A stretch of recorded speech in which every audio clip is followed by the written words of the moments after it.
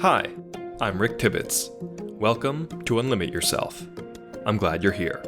In today's episode, the first since returning from my hiatus, I'm going to be talking to Calvin Skinner, a man who unapologetically marches to the beat of his own drum. No one definition perfectly captures the uniqueness of Calvin's character, and he wouldn't have it any other way. Calvin is a skilled photographer, cook, content creator, mechanic, instrumentalist, lover of nature, philosopher, and most importantly, my best friend. His expansive breadth of talents and passions can be summed up in a phrase that also reflects the way he lives his life, and that phrase is unrestrained openness. Seemingly impervious to outside criticism, he is a stellar example of the kind of authenticity and limitless mindset I so ardently promote on this show. Growing up, I learned so much from Calvin, and in this episode, I hope you do too. With that said, I am so excited to be back, so let's get started. Hey Calvin, welcome to Unlimit Yourself. Thank you. Good to be here. Well, I'm so happy to have you. This is a seminal moment in Unlimit Yourself history, because for those who don't know, we've been best friends for almost 8 years now, but we've known each other for over a decade, and in that time, we've had so much fun and created countless memories, but more importantly, we've learned some pivotal life lessons from one another, lessons that have expanded our outlook on life, perspective on issues, and made us much more open and eclectic people. Having you on the show is so exciting because with this episode, the kind of deep, rich conversations that we've always had privately can now be shared with the world, so thank you for coming on. My pleasure. All right, Calvin, well, let's dive into it. My first question for you is, who is Calvin Skinner, and what have you done since leaving high school, and what are you up to now? Well, that's a great question, Richard. My name's Calvin Skinner, obviously. We grew up in the same town, good old Massachusetts. Mm-hmm. New England, a great place to grow up, honestly. Grew up mostly in a town called Tewksbury, just a good old suburb town of America. And I would describe myself mostly as just a curious person. And that really sums up a lot. The extent of it is, it's really hard for me to ignore anything. For the most part, it was always science, engineering, cars, motorcycles. That's what really grabbed my attention as a kid. And that's what I'm doing now. I just took a job as a mechanic recently. Been working on cars since I bought my first one in high school. You know, same old. But it doesn't end there. I was always interested in music.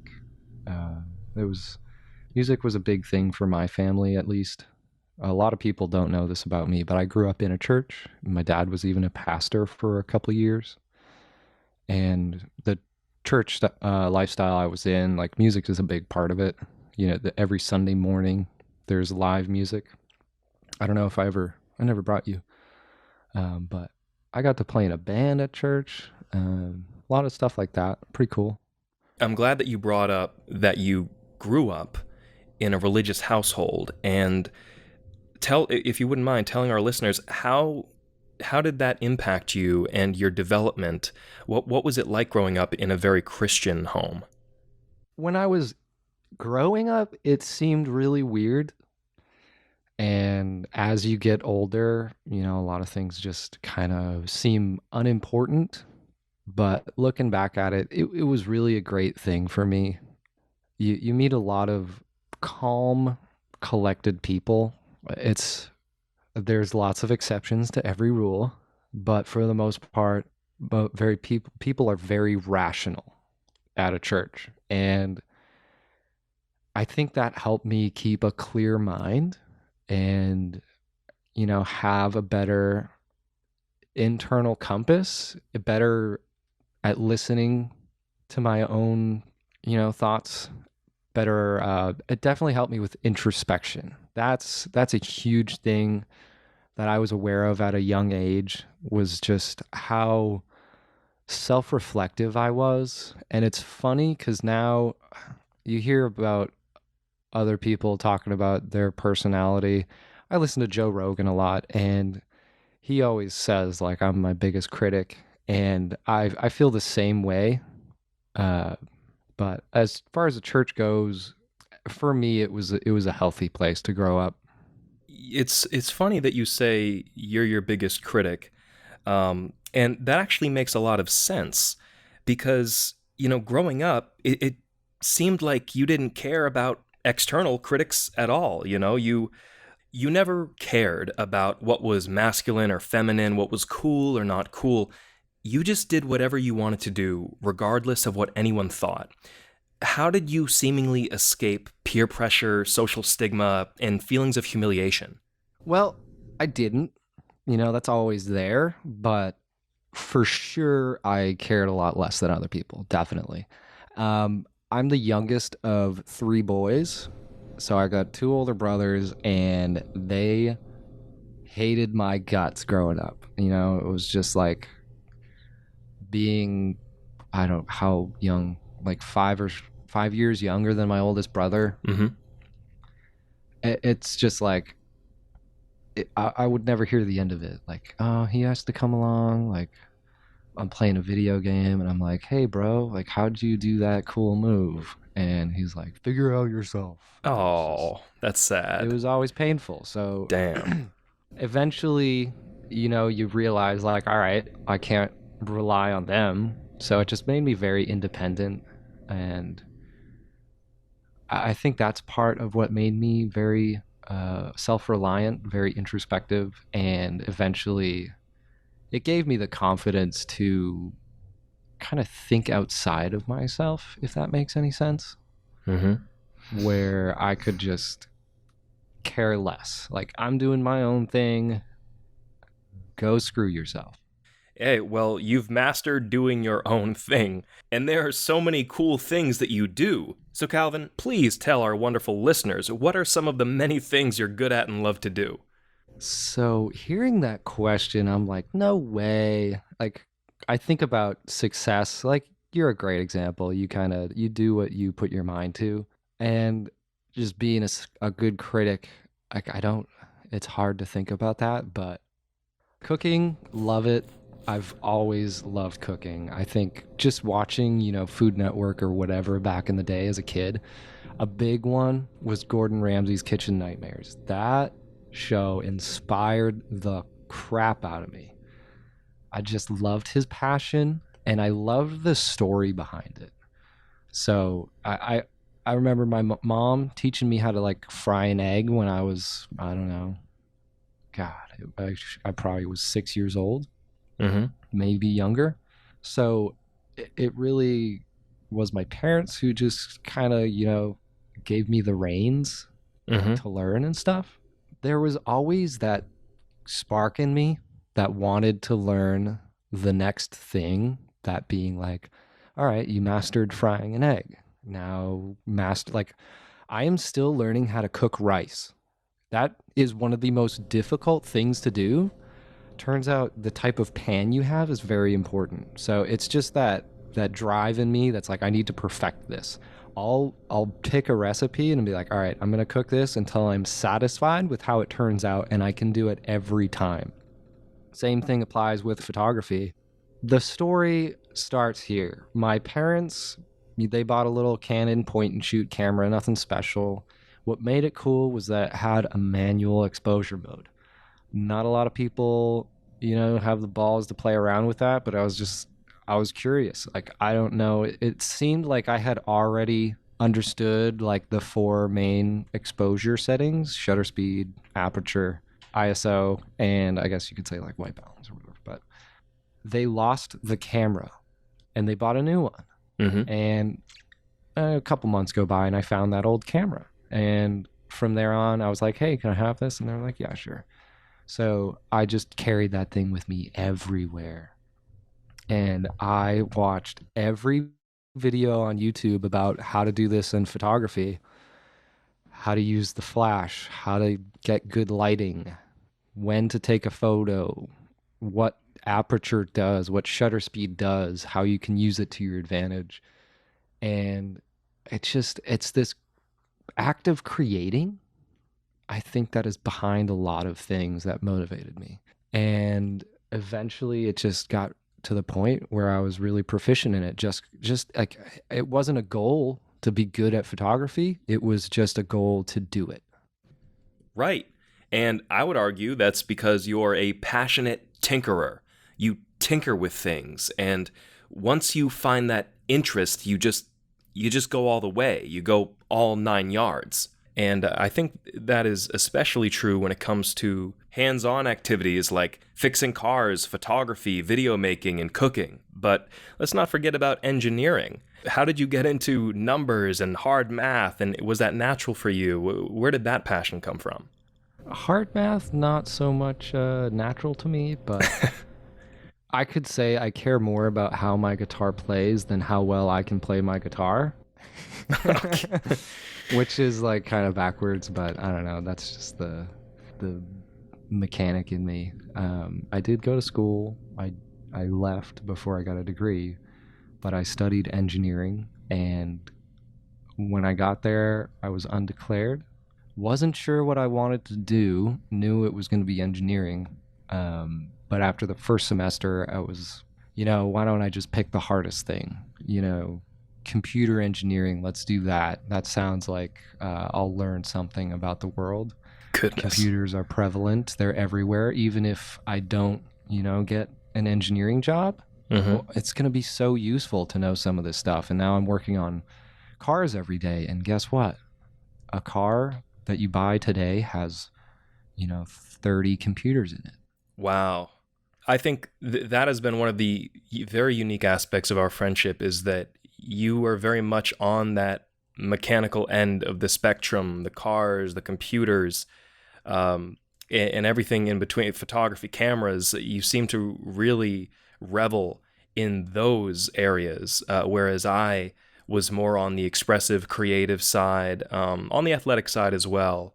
And it always seemed like we complemented each other and could always learn something new from one another. And I learned so much from you growing up, no doubt about it. I learned how to be more patient, more kind, how to tell people that I care about them without apprehension or a fear that it'll be used against me somehow. And you also helped me see, in a very calm manner, some of my faults.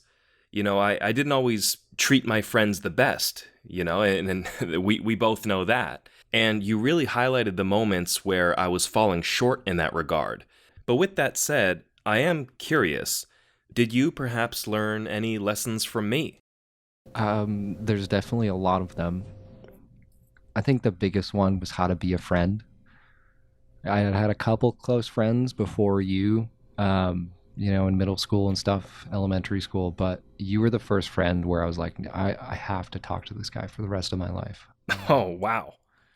And it was just, you were inspiring, you're very motivated. And it was clear that even if I couldn't change your life per se, or like influence you drastically, which looking back now, it's obvious that we both fed off each other in a very positive way. Yep. I think it just kind of taught me the inner workings of a relationship. Ricky's my best friend. He'll always be there for me.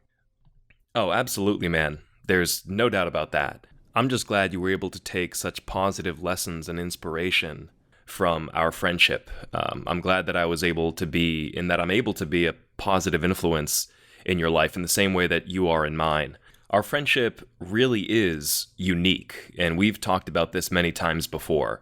You and I were able to talk about things that a lot of friends don't feel comfortable discussing or don't even know how to discuss, right? I mean, in addition to relatively light subject matter like our shared love of coffee, music, and culture, we also broach very complicated philosophical and political questions like, how can we rearrange local governments to better serve constituents? Or what does it really mean to be happy? Or how do people form their own personal and political philosophies, and how much of that is influenced by peer pressure and wanting to fit in? I mean, to us, these questions and conversations are just so normal and they flow so naturally. And I'm so grateful for that because at the end of those conversations, I feel at least a little more enlightened. Or if we have a really deep conversation about emotions, relationships, at the end of it, I feel more relaxed.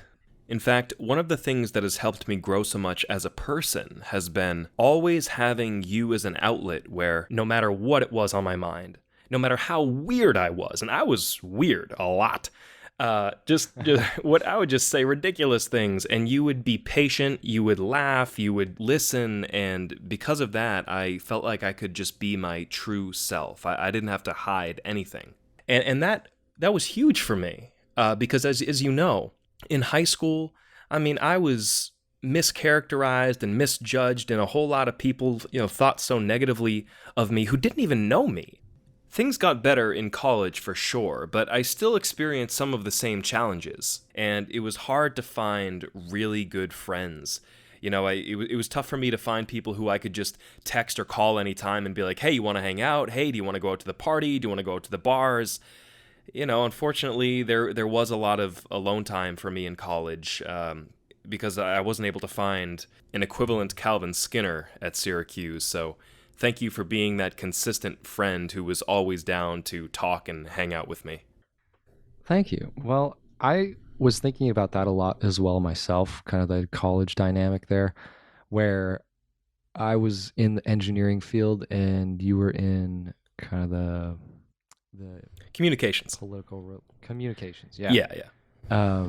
So I was always asking myself why. I feel like I made some closer friends in college, or at least I had a tighter group that I still stay in touch with. And I was wondering why that could be. I feel like it's the major, I feel like I got involved with the car club on campus. Mm-hmm. And that's such a specific type of person there. And it's that engineering mind. Engineers, to begin with, they just kind of a no BS personality, if that makes sense. Yeah. Where Yep. we're united by what we're doing only. It's not about partying. It's not about other things. And we were just happy to hang out with anybody who would also work on their car. And we were involved in the autocross there. So we were racing. So we're doing this physically, mentally demanding thing. We're all putting in effort for no return other than seeing your friend drive his car at this event. And that builds a lot of character, and it builds a really close relationship where I feel a lot of people at college, their relationships are pretty much around partying culture or class. Mm-hmm. So I had this really nice thing to do outside of both of those. And I'm really grateful for that. I'm glad that you brought up clubs because I want to go back in time a little bit and explain once again why we were so unique of a pair. Because way back in the day, we were one of the very few kids, and I think we were the only two at the same time, who were both on the football team in high school and in the drama club. So that's something that I wear with pride, that I traversed both worlds. And what made it so much easier to do was having you there with me. Being able to just be so weird together was wonderful. So I'd love to know what you think. Why do you think more football players weren't in theater, and why weren't more theater people not involved in sports? Ego. Simple, dude. Sweet and simple. You did it first, didn't you? I did, yep. Yep. I don't think I would have done it if you hadn't. I really don't. I probably would have done crew, which is behind the scene. Yeah. I definitely wanted to get on stage, but it probably would have happened a year or two later than it did. I think it's really just the stigma around it. And, high school is so cliquey that it's hard to break that boundary. It really is. With my background growing up, it helped it a lot. And I really didn't care what other people thought. So I think for me, one of the motivators was wanting to get out of my comfort zone. Yeah. I wanted to get better at doing public things like that, Mm-hmm. being on a stage, singing, dancing, whatever. Yeah. Well, I think the way you answered that was perfect. Ego. Absolutely. I mean, high school is a very dicey and difficult time for anybody, right? So I can understand the forces of peer pressure and stigma and just not wanting to be made fun of or belittled. Those forces are really great in high school. And so a lot of people will do anything in their power to avoid those uncomfortable situations where they might be judged or made fun of or have to defend themselves simply for being who they are. But honestly, Calvin, I just didn't want to be imprisoned to the judgments of others. And I came to that early. I I think it was fueled by this fiery internal passion for the stage first. I remember being in middle school and walking by the stage there and thinking to myself, my goodness, why aren't I in drama? I would love to be up in front of an audience. I would love to be performing. So by the time I got to high school, the direction of my internal compass was just too clear. I had to be in drama. Now, I hid my involvement from people my freshman year, but it didn't take long before I was proud of what I was doing and very open about it. And I'm so grateful that I followed my heart on that one because it helped me discover this new theatrical side of me that I've cherished ever since. And I'm really glad that you were able to draw inspiration from that as well. Oh, yeah. You're touching on a good point here. I think this is something everybody struggles with, especially young kids, where you're not really aware of it. Some people are never aware of it. We wear our emotions externally to an extent. There's always stuff that you don't see that you're doing where, the bully can tell that you're worried. Uh-huh. And you probably are, rightfully so. Right. But I think what you and I achieved was just that confidence that I really couldn't care less. And you went out, you got that earring, and you had already shut up the guys that would give you a hard time. Mm-hmm. So the only people you heard from are the ones that are afraid to step out of their shell. Yeah. So that in its own, you're just inspiring them. Mm-hmm. And the people that want to give you a hard time, they already know they're not going to get their pleasure out of it. So good on you for that. Well, thank you. Everything that we're talking about here, it comes back to the word perspective. And for those listening, Calvin has a tattoo on his arm, and it is the word perspective written backwards, correct? Mm-hmm. Yeah, you can see it clearly in a mirror. Yeah, yep. So I remember he got this. A friend of ours was an amateur tattoo artist, and he just decided to get a tattoo from our good friend for free. And honestly, throughout my experiences in college and after college, I've thought back to that tattoo. I've even thought of getting it myself because, for whatever reason, that word standing alone is so powerful and meaningful when just left by itself. So it has come into my mind when I've had to go through some really hard times, considering perspective.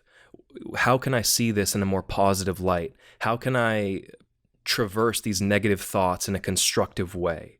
And so I've been able to pull out my own meaning from your tattoo. But what does perspective mean to you? And how does it factor into your philosophy in life? Well, I like how you said you were able to pull out your own meaning from my tattoo. And, you're a kid, a teenager, whatever. Tattoos are cool. I always loved them, always wanted one. But I was very conservative. I didn't want to just go get a potato tattooed on my ankle or whatever. There's so many tattoos where it's like, why'd you get that? I don't know. Or just getting a whole sleeve or whatever. It's just, to me, that's a waste of money.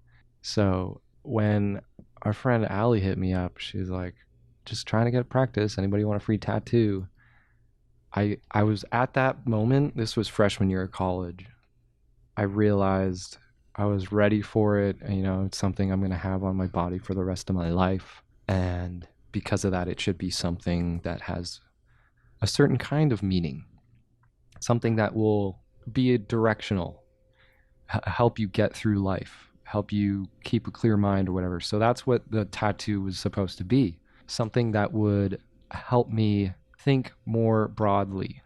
And perspective seemed like the perfect word, that it would never lose meaning. And it would always mean something different on any day. And every time it comes up in conversation through the years, it takes on new meaning. And I really, really love it more and more. To me, it really means don't get stuck in a certain mindset.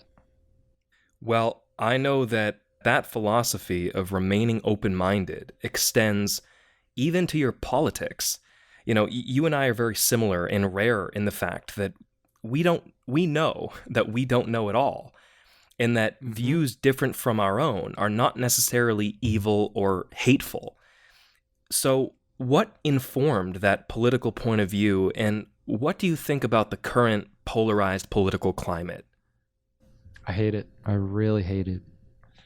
If there's anything, like, people are always like, oh, the world is going down the shitter. And it's like my first reaction, and it took me time to get to this point, but like, the world really hasn't changed. People are people. Some can think clearly, most can't. Even my own parents, they were very conservative, Christian, pretty standard. I would say my parents are still pretty open-minded about things, more that they just kept their distance from politics. But to me, I've kind of liked, being educated and informed about what's going on in the world, because I am a citizen. I'm a part of this thing of humanity that's bigger than me. The total is greater than the sum of the parts.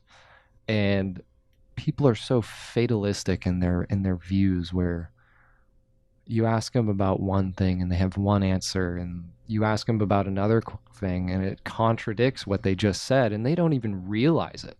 So for me, it was really a turning point when I just accepted, like, I'm 20 whatever years old. I don't know anything about politics. And at that point, I just accepted, all right, maybe I can have a little opinion, but it really is limited to my knowledge. And I just need to learn more. And from 5 years ago, 2 years ago even, it's just totally different because of reading and knowing more about what's going on and hearing other people's perspectives. But yeah, open-mindedness in politics is so important.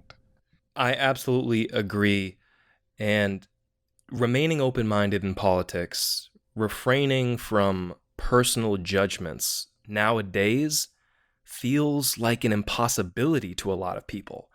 Given how hyper politically charged the issues are, for most people, it seems, if you're not on my side, then you're on the side of evil, and you should not be trusted. And it's not just a political view, but it is indicative of a desire to destroy society and destroy freedoms. And the culture now, the political climate, is so inflamed. And that's how it was in college, where I immediately disagreed with just how partisan it was.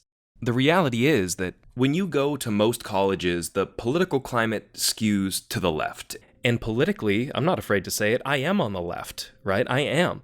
But I can't say that I am very far left. I like to consider myself more a moderate Democrat. That's just the honest truth.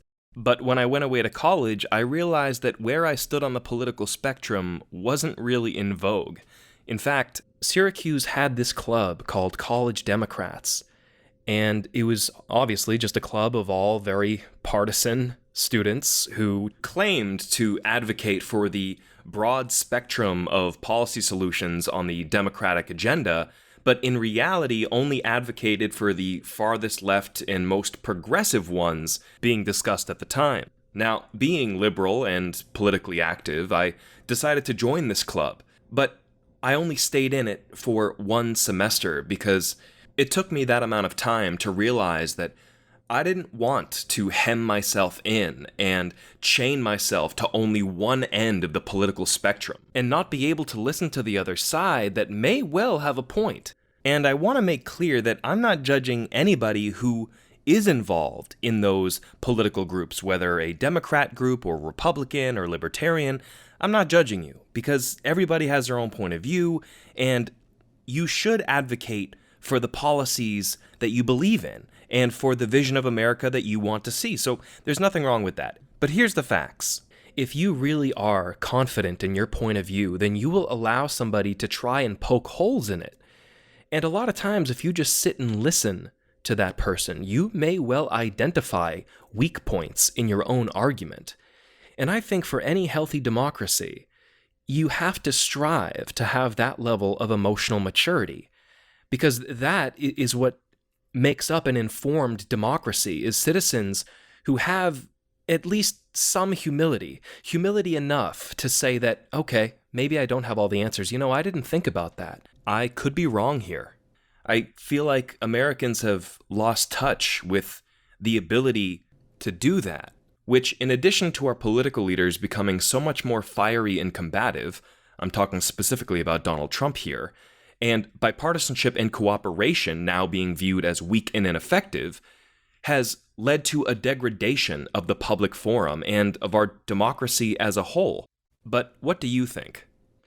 I think about that club you're talking about, and a place like that to me is an echo chamber.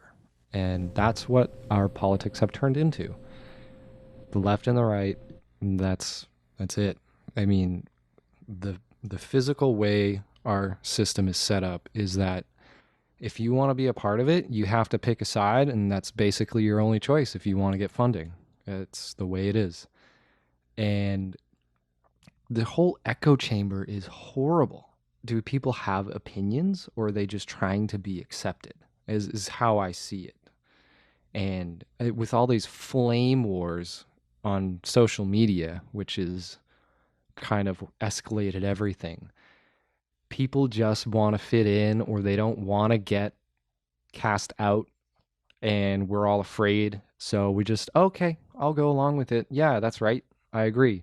And the reality is we should be listening to each other, where we're just trying to silence everybody and push one idea, one way of thinking. And it is horrible to watch. It's one of the things that really makes me sad the most. I could never do that. I listen to my family, which is mostly conservative, at least my immediate family. And, I used to worry about you because you were more left. And I felt like I never had a home in a way. I work with people that are very conservative, and they all sound the same to me, left or right. It's just, you're supposed to think this way. You have to agree with me. That's all I hear. I don't hear politics. Right. Yeah, it's super combative, and there is a beauty to having the two sides come together to speak civilly, respectfully about their issues and not go on ad hominem attacks on personality and character. And I have firsthand experience with this. In college, I was the host of a political radio show called Orange State at Syracuse University. I'm a very proud alumni of that radio station because this was I believe the only place on campus where students came together regularly from the left and the right. And when I say that it was the far right and the far left coming together, I mean it. And for those listening, I don't mean that in a derogatory way. I just mean, progressive versus those who are heavily conservative. So let me just make that clear.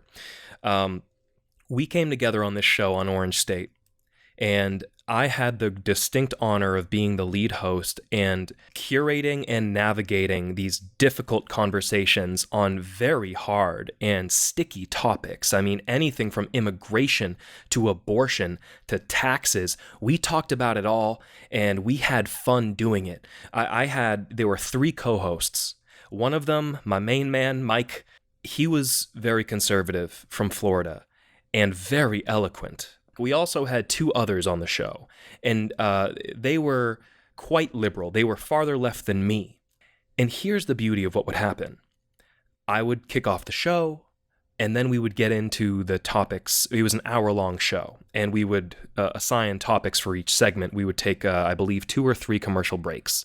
And during those segments, when we talked about the issues, when we talked about current events, there was a moderating force in almost every episode where points would be raised by an opposing voice that the other person hadn't thought of. And what would follow most of the time is that the person whose views were being critiqued would offer recognition, albeit reluctantly, that the other side had a point. It really was a special experience, and I looked forward to the show every week.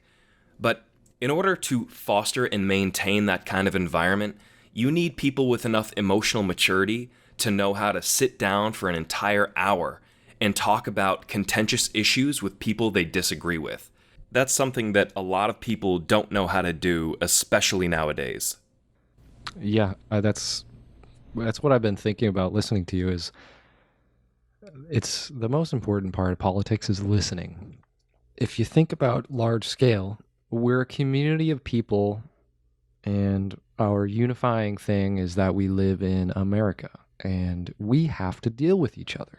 So whether you're left or right doesn't matter if the country is so divided nothing can get done and we can't live together and we can't work together. What makes a country strong is unity. And what usually makes that happen is hard times, unfortunately. You know, a war that brings people together. We have a common event. And right now, it's just going the complete opposite direction. It's really all about coming together and listening and understanding not how it affects you, but how it affects everybody.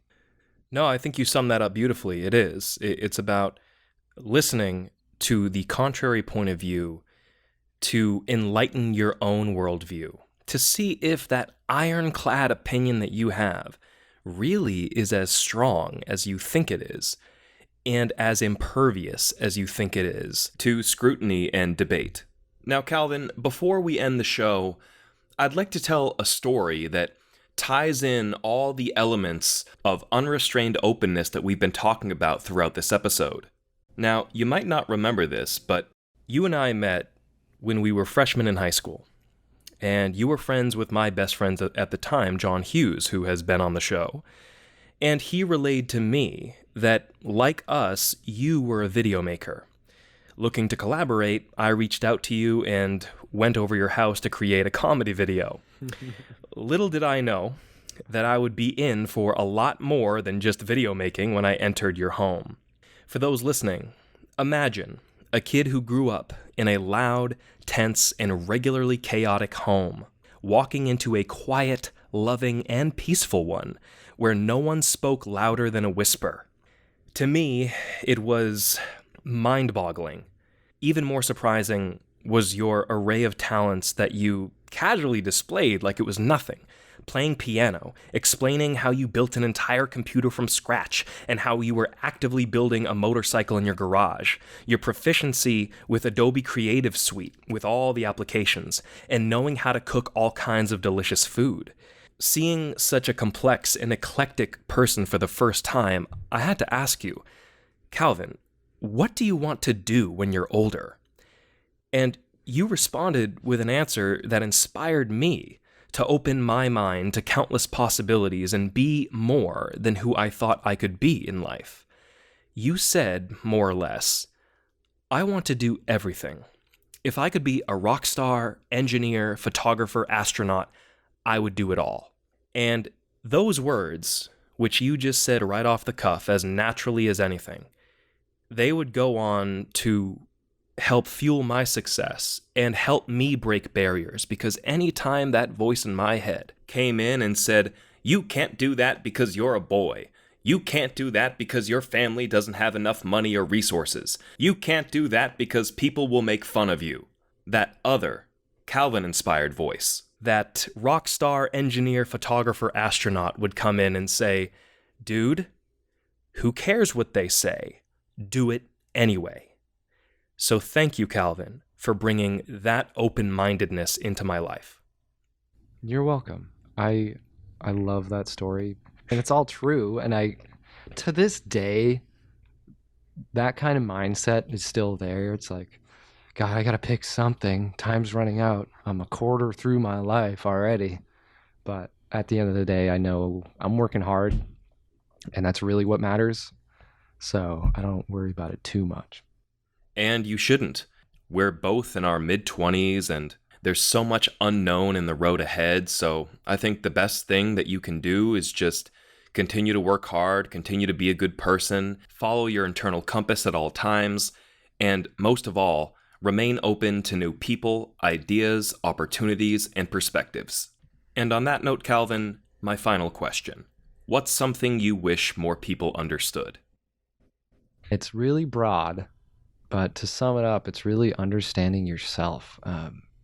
Everybody's got an opinion. Everybody has a reason for you to do this or that, or not this or that. But what's most important is, what is your reason? For me, one of the biggest decisions I made was leaving school. And that was one of those moments where I really put the middle finger up to the system.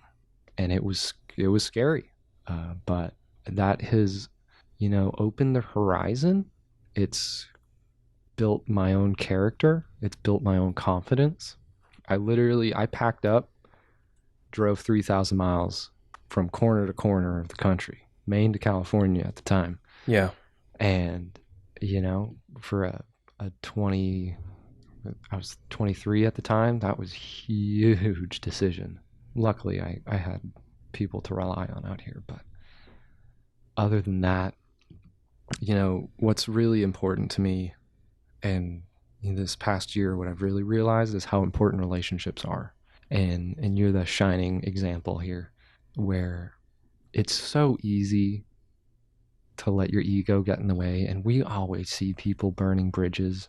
Yeah. I've done it myself, it'll happen. But if you burn all your bridges, you're going to be stuck somewhere. You'll be left on an island. And what we really need to understand here is what we want. And what gets in the way of that is our ego. We are so egocentric.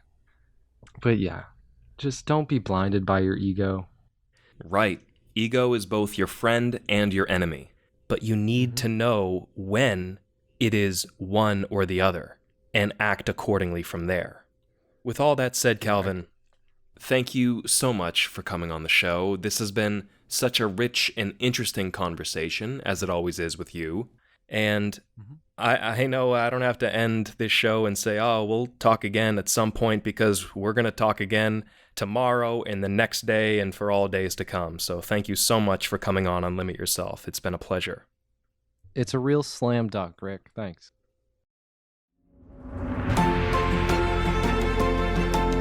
That's it for this episode of Unlimit Yourself. Today, we got to hear the story and wisdom of Mr. Calvin Skinner, my best friend and one of the most interesting people I know. Through the lens of his unique life experiences, we explored tenets of unrestrained openness, such as leading with curiosity over judgment, blocking out unsupportive voices, breaking with convention to follow your internal compass, and appreciating the value of different points of view. I can say with confidence that if it wasn't for Calvin, I wouldn't be the person I am today. His fearlessness in the face of the unknown and outside criticism is something we should all strive to emulate. To all my incredible supporters who have been waiting months for a new episode, thank you so very much for listening, and I'll see you next time.